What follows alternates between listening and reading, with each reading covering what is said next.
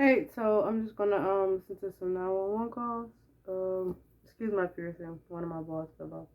But yeah, while I eat some lettuce wraps. Enjoy. Every 911 call matters, as the person on the line is in a desperate plea for help. But sometimes within those urgent needs for assistance lie the most chilling and disturbing encounters imaginable. From whispered confessions to life-altering screams of terror, here are some of the most disturbing 911 calls of all time, beginning with the case of Sandra Harold. Staff for 911, where's your emergency? This is Sandy. 231 Rock. Rockland Road. What's the Send the problem? police. Send the police. What's the problem there? The chip killed my friend. What's the problem with your friend? Oh, please. What's the problem with your friend? I need to know. Send the police up with a gun. February 16th, 2009, Sandra's pet chimpanzee named remember Travis this one. attacked her then 55-year-old friend Calla Nash, inflicting devastating injuries that almost claimed her life. At around 3:40 p.m. on the day of the incident, Travis had left the house with Sandra's car keys, and Nash came to help get the chimp back in the house. But upon seeing Nash holding a Tickle Me Elmo, one of his favorite toys, Travis flew into a rage and attacked Nash. Seeing the damage he was doing, Sandra was forced to call 911 to report the incident. Wait, hurry up. He's killing my girlfriend. What is the problem? He's killing my friend. Who's killing your friend? My chimpanzee. Oh, your chimpanzee is killing your friend. He ripped her apart. Hurry up. With a gun. Hurry up, please. There's someone on the way. With guns, please. Shoot him. What is the monkey doing? Tell me what the monkey's doing. He ripped her face off. He's ripped her face off?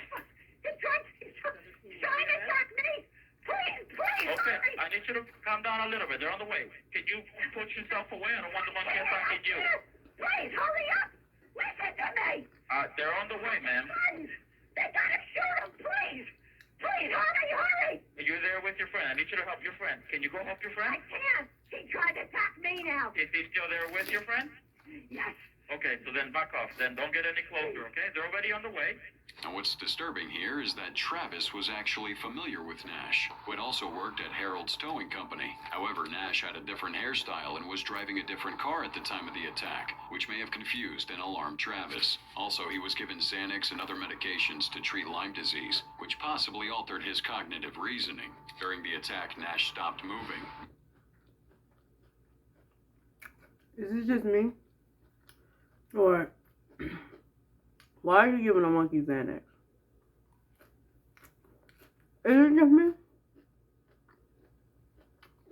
Never. I'm not a vet. I don't say a veteran. Veterinarian. But yeah, maybe just somebody I don't understand.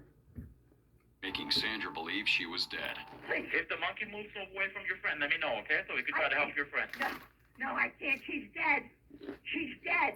Why are you saying that she's dead? She's dead. He ripped her apart. He ripped what apart? Her face? Everything. He ripped her apart? Listen, I think I'm gonna pass out. No, just breathe, okay? I'm gonna stay with you on the phone until they get there. Listen to me. Please hurry. Please hurry. Sandra attempted to stop Travis by hitting him on the head with a shovel and stabbing him in the back with a butcher knife, but none of that worked. In the end, Sandra gave the go signal for Travis to be shot, and the cops obliged. Please tell him to shoot him. Please tell him. Please tell him to kill him, please. They did, Sandra. They're shooting at him already, okay? But he's not dead. I know they will continue until he's dead, okay? I just need you to stay on the phone with me and breathe. He's not dead. He's not dead. He's not dead. Oh, God. Oh, God. Charla Nash's injuries were horrendous, and over the next 7 hours after her rescue, she went through multiple immediate surgeries by 4 teams of surgeons. She survived the attack, but her life was never the same. And the same can be said about this next 911 call, between a mentally derailed mother, Deborah Jeter, and a 911 dispatcher, as Deborah reported herself to have slit the throats of her 2 daughters. Hill County 911, what's your emergency? I just killed my children. Excuse me? I just killed my children. Where are you? I'm in the abandoned house on Highway 77 right after you go underneath the highway.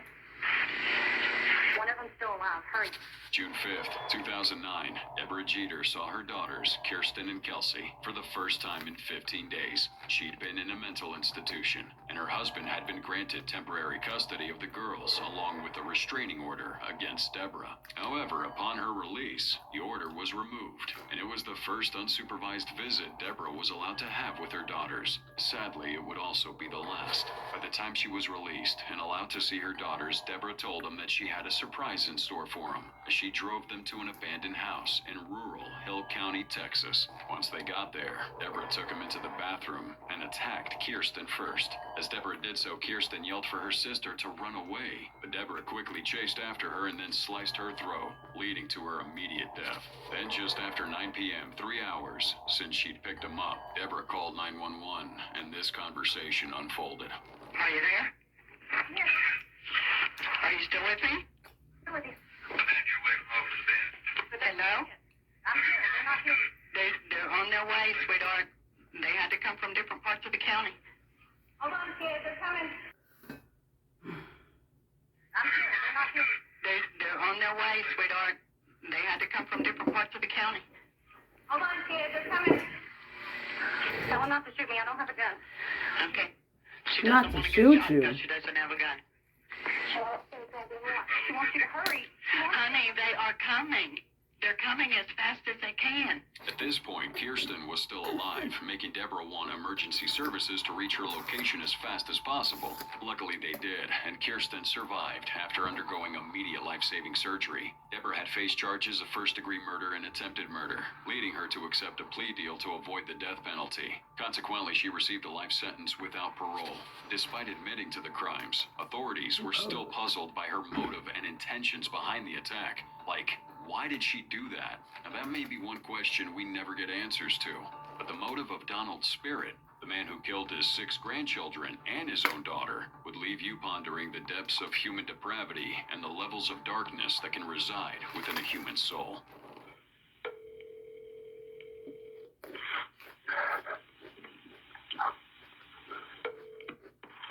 Gilchrist County 911. What's the address of the emergency?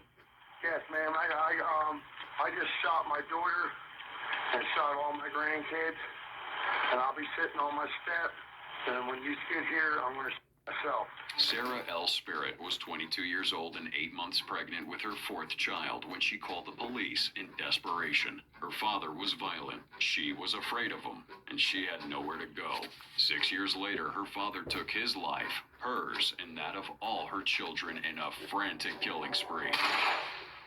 In 2011, Donald took his daughter to court, accusing her of collecting child support payments for one of her children, Jonathan, even though Jonathan had been living with him. A judge agreed with his claim and ordered Sarah to pay her father $6,578 from the money she received. But when she failed to do so, Donald killed them all before calling 911 to report himself. What's the address that you're at, sir? 2550 Northwest, 25 Terrace, Don Spirit. Every one of them are dead. You said your name is Dawn Spirit? Yep. All right, Dawn, what kind of gun do you have? It doesn't matter what kind of gun I got. They're all dead, and then when you get here, I'll shoot myself, and then you figure out what kind of gun it is. How long did this Not happen, Donald. I don't want to hear it, man. I'm done with every thing. Just bring the motherfuckers out here, that's all. You got all the kids are dead in the house. Okay, how many people? 6 kids, 1 adult. 6 kids and 1 adult? Yeah. One of them is a baby. It was at this point that the dispatcher realized this case was a high-profile one. There was a brief silence as the dispatcher lodged the information he revealed into her system. She tried offering him some help by saying, All right, Dawn, is there any way you can stay on the phone with me till I get somebody there to help you? What's that? Can I have you stay on the phone with me? No, I'm not that. I'm waiting for them to get here. When they get here, I'm going to myself on my back step. All I'm doing is waiting for them. So you're sitting on your back steps? Yep. and true to his words, once the cops got there, Donald took his own life. Now, we know that's a lot to digest, but it's nothing compared to this next call, where a lady found a newborn baby thrown in a trash can. 911, what's the address of the emergency? Yes, there's a baby in our car. Why are you I crying? got my mother-in-law to come out and we let the trash bags off and there's a baby in the garbage can. Is it alive? Yes, Okay. Is it breathing? I think so because he sounds like a cat in distress. And I don't know how to get him out. Neither one of us are tall enough, and if we tip it, the grass is going to go over on top of him. August 26th, 2014, a woman made a 911 call from outside her home in Cairns, informing the dispatcher that she had heard the sound of what seemed to be a cat from the trash can outside, only to go have a look and discover that it was actually a newborn baby. Okay, just stay on the phone with me. I'm getting some help on the way. Are you with the baby now? My and I are both outside. Okay. Can't reach him. How old does the baby look? And what's newborn? I mean, it can't be more than, I don't know. Oh my gosh. Okay, we've got some help on the way. Just stay on the phone with me, okay? It's gotta be newborn. I don't know. He's in the trash. Okay. Is it awake? He's moving. I can't see that his eyes are open. His head looks a little bruised on one side. I don't Okay. even know if it's he, but I'm assuming. Is he bleeding? He's not bleeding that I can see. Okay. Somebody buried him in our garbage because I was out taking the trash out yesterday too. We don't have very much in there. But they put him underneath and I thought he was a cat. I was out here earlier and I thought there was a cat in our bushes. We've got some help on the way. I'm sending the paramedics to help you now. Just stay on the line. I'll tell you exactly what to do next. I can't reach him because I'm not tall enough. Okay. Can you see if he's breathing? He is breathing and he's making noises. Okay. And there's still the cord on there, so he's got to be newborn. He's still got an umbilical on his belly button. Okay. Just stay on the phone with me. I'm going to get us through to the Unified Police Department as well, okay? Okay. As the call was ongoing, the concerned neighbor and her mother-in-law got a man to help get the baby out. It also turned out that it was this man's daughter, 23-year-old Alicia Marie Englert, who had given birth to the baby and dumped it in the trash can. The man claimed he wasn't aware his daughter had given birth or was even pregnant. And how is that possible? We don't know. What we do know is that this woman eventually told the dispatcher that the infant had been taken out of the trash can and they were wrapping it in a blanket. He's out of the garbage now. Okay, so is it a male? Is it a boy? Where did he go?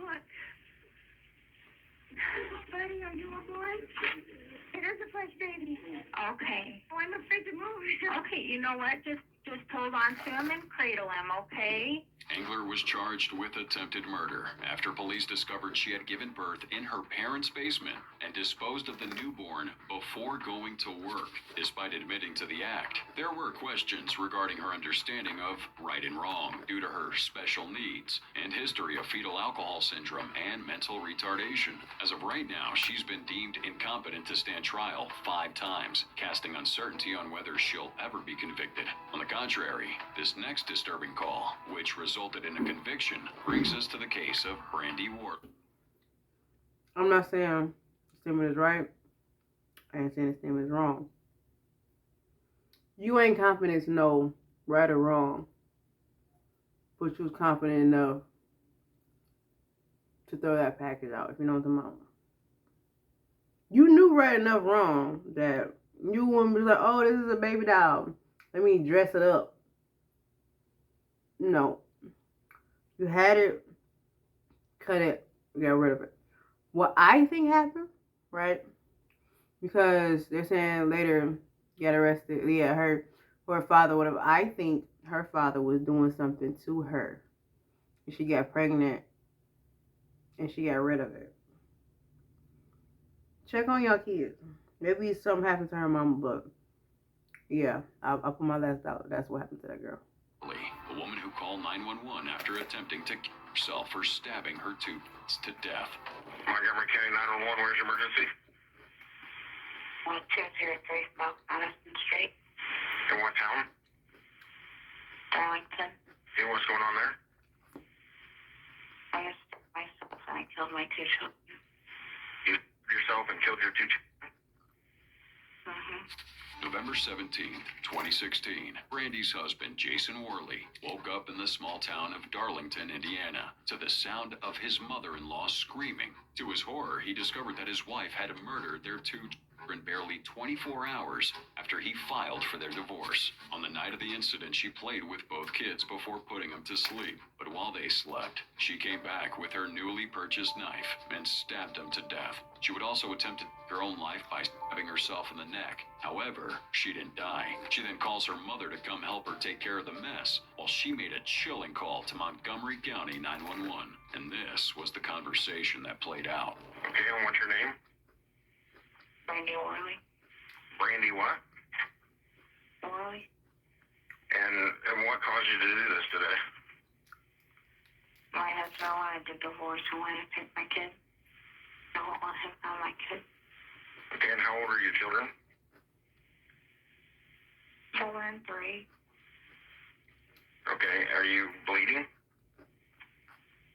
Yeah, there's blood everywhere. The dispatcher proceeded to collect all the needed information, but what really stood out was how calm and collected Brandy seemed. Despite being in a lot of pain herself, she didn't sound fazed by anything. It was quite disturbing, and even the dispatcher had to ask how she felt. And what are you feeling right now? You're tired? Are you where? Yeah, I took a lot of it. You took a lot of. Yeah. Okay. Subsequently, Brandy was charged with 2 counts of murder. Just like the emotionless tone she spoke with on the call, she would also show a complete lack of regret for the heartbreaking crime she committed during her trial. She pled guilty and was given 120 years in prison. And that's honestly very tragic. But we can see almost the same story repeat itself with the case of a man named Eric Barreca, who called the cops after his wife shot him 7 times in their Boynton Beach home in Florida. 911, what's the address of your emergency? I've been shot about 7 times. All right, you just... All right, listen to me carefully. I'm going to be sending you help, okay?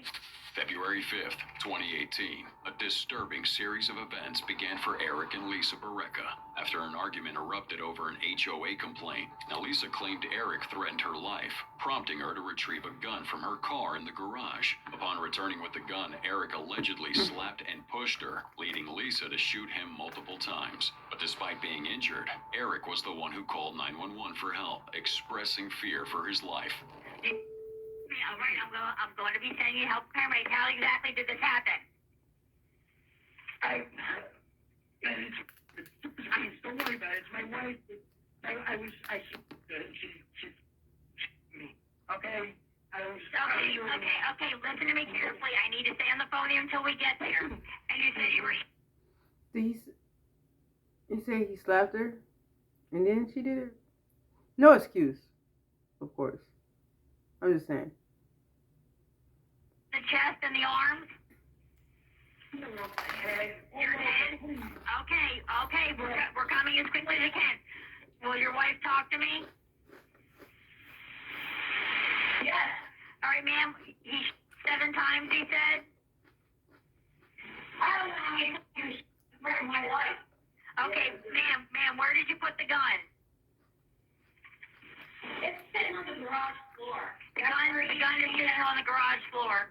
At some point during the call, Lisa again began arguing with a badly injured Eric, prompting the dispatcher to advise her not to argue with him, given he was seriously injured. Ma'am,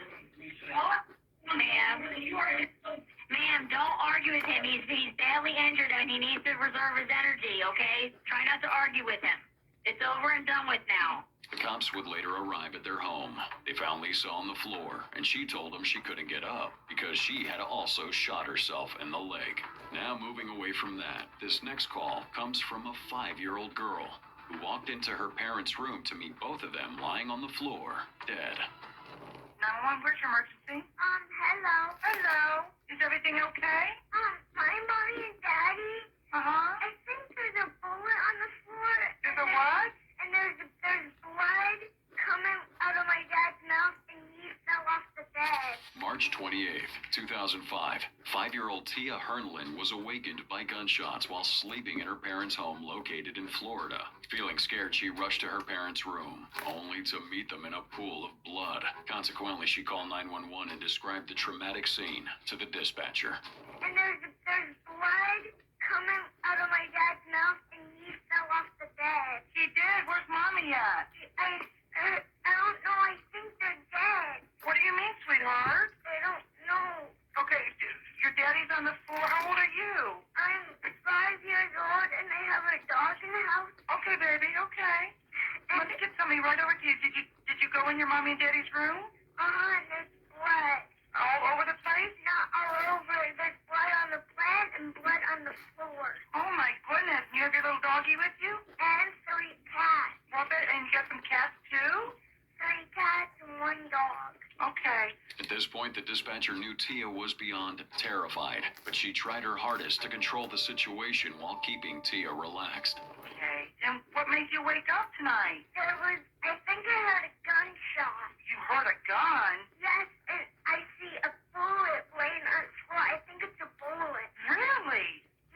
Who has a gun in the house? I don't see the gun, but I'm scared. Oh, sweetheart, I will not let anything happen to you. Can you send the deputy down? I promise I will. And you're only 5 years old? You are so smart for 5 years old. After making sure Tia was calm, this dispatcher then tried to get more information from her without scaring her off. Was there anybody else in the house besides you and Mommy and Daddy tonight? Like an uncle or anything? No, there's no robber in the house. Okay, well, I didn't think there'd be a robber, sweetheart. Did you have anybody staying over the night with you guys tonight? Okay. After a couple more minutes, police arrived, and it was discovered that Tia's parents, 29-year-old Aeneas Hernlin and his wife of nearly a decade, Julie Morgan Hernlin, were killed by a former acquaintance of Julie's, David E. Johnson, who broke into their home, went straight to their bedroom, and shot them both with a 9mm in the early hours of the morning. Even more disturbing was the fact that Johnson returned to his home a few minutes later to his own life. Apparently, Johnson was of the opinion that Julie and her husband had snitched on him to the cops about his well-elaborate marijuana growing operation. Julie had sought help from authorities and even predicted Johnson might kill her. She jotted down dates, times, and descriptions of his stalking, and then filed for a restraining order, which a judge denied. And maybe if that order had been enforced, Tia wouldn't be an orphan today. Tragically, in another case, a boy named Jake Evans willingly made himself an orphan by murdering his own mother and sister in a climactic killing operation. Parker County 911, where is your emergency? My house, What's the address? 152 River Creek Lane. Okay, what's the emergency? I just killed my mom and my sister. What? I just killed my mom and my sister. You just killed your mother and your sister? How did you do that? I shot him with a .22 revolver. His desire to kill him stemmed from watching the movie Halloween. This revolves around a boy who commits murder without feeling bad about it, and Jake was fascinated by this fictional character and decided to make it a reality. On the day of the murders, he took a knife from their kitchen, but later opted for a stolen .22 caliber revolver from his grandfather's home. Inviting his sister to watch a movie, he seized the opportunity to shoot her dead. Upon hearing the shots, his mother rushed down the stairs only to be shot twice herself. Immediately after, he called 911, explaining to the dispatcher what he had just done. The conversation played out like this. Jake, Yes? are you on any kind of medication? No. Well, I've been going to the allergist a lot lately. Yeah. Mom. But no, nothing other than that. Okay, how old are you?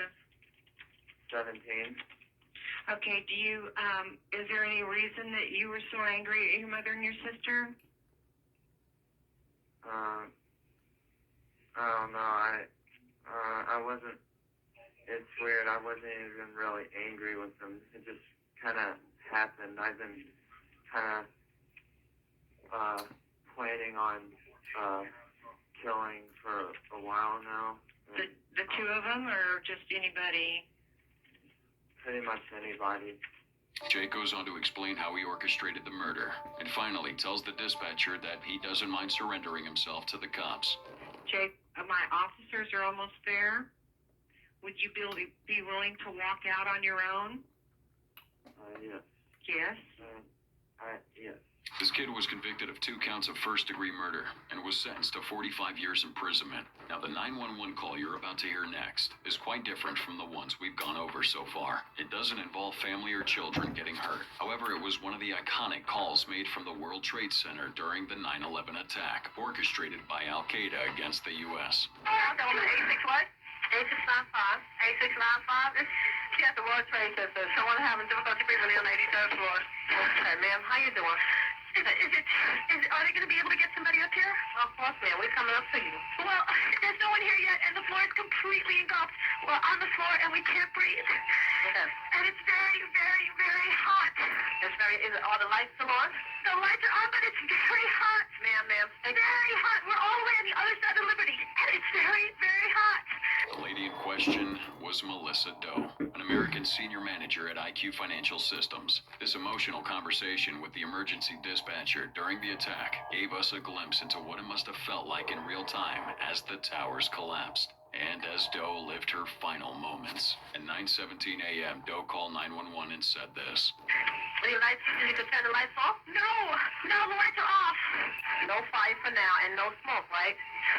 No smoke, right? Of course there's smoke. Ma'am, you have to stay calm. There is smoke. I can't breathe. Okay, you stay calm with me, okay? I understand. Near the end of the call, Doe spelled out the last name of her mother and asked the dispatcher to set up a 3-way call so that she could speak to her mom one last time. However, the dispatcher told her that she was unable to make that call, and as smoke and heat began to overcome her, Doe gave the operator her mother's name and phone number in hopes of passing on a last message. She said,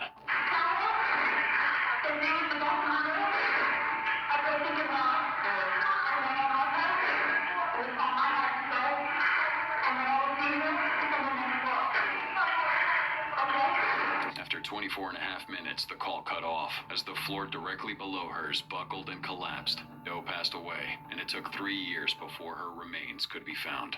Last but not least is the case of Charles Hendricks Foster, who called 911 after attempting to take his wife's life. 911. Just a minute, please. You need police or ambulance there? Yes, ma'am. This is serious. Okay. Do you need police or ambulance? Would you shut up and listen to me for a second? Ma'am, I will call you back. Do you need the police or an ambulance there? Yeah. I will call you back. What is your name? That was one of 3 calls Foster made after he almost stabbed his wife to death. March 6th, 2015, a 911 dispatcher took a call from a belligerent man saying he had punched his wife, Chorus, in the face and that he wanted to kill her. He told the dispatcher that he had punched and stabbed his wife because she was drunk and that she brought alcohol into their home. 911. Good afternoon, ma'am. Hi, can I help you? My name is Charles Hendricks Foster. And, I am about ready to kill my wife. What's your This is address? not a joke. Shut up and listen to me. Okay, first I need your address and then I'll shut up. Shut up and listen.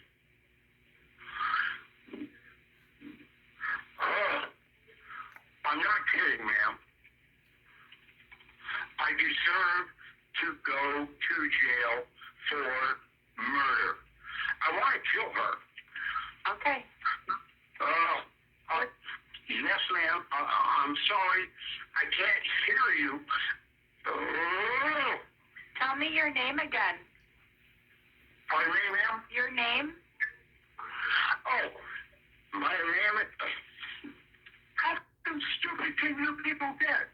My name is Charles Hendricks Foster. How do you spell your And I'm giving you my name. You want my address? Yeah.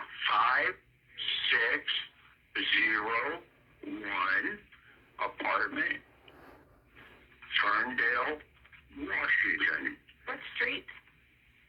You have that? You You send a cop out here right now. Please. Okay. I want to hurt this woman real bad. Have you done anything to physically hurt her yet?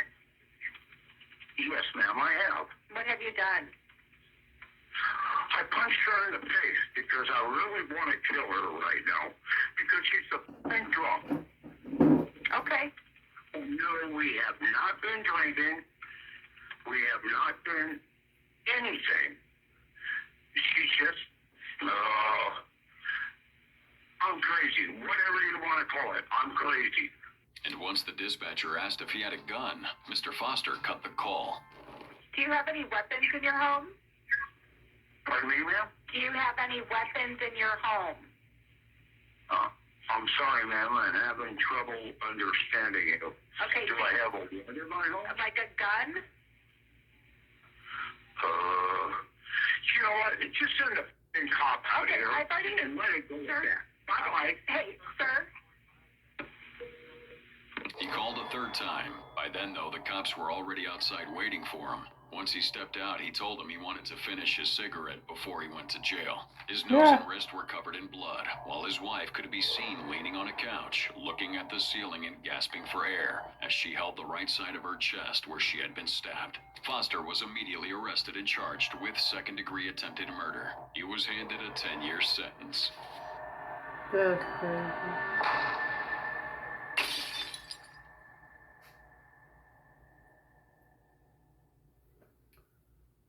Well, I guess that's it for now. Before therapy, I believe if I decide, to do another recording, I'll let y'all know. I really enjoyed my lettuce wraps. So I guess that's it for now for Mr. M Mukbang. See y'all later. Ooh.